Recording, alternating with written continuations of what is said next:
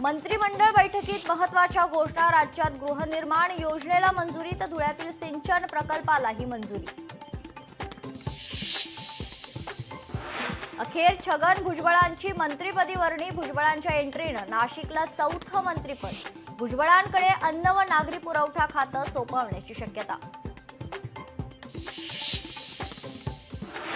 मंत्री होताच भुजबळ शेतकऱ्यांसाठी सरसावले। राज्य मंत्रिमंडळाच्या बैठकीत शेतकऱ्यांच्या नुकसानीवर आवाज उठवणार। मंत्रिपदाच्या शपथविधीनंतर भुजबळांची प्रतिक्रिया।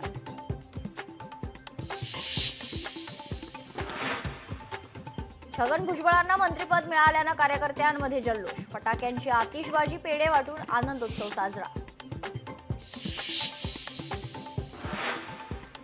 एका भ्रष्ट मंत्र्याच्या जागी आता दुसरा भ्रष्ट मंत्री। सामाजिक कार्यकर्त्या अंजली दमानिया यांची भुजबळांच्या मंत्रिपदावर टीका।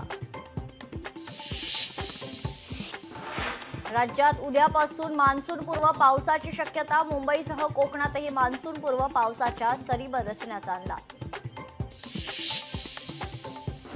मुंबई आणि पुण्यात आढळले कोरोना संशयित रुग्ण। पुण्यात 87 वर्षांच्या वृद्धाला कोरोनाची लागण, तर मुंबईत 53 संशयित आढळले। आरोग्य विभागाकडून काळजी घेण्याचं आवाहन।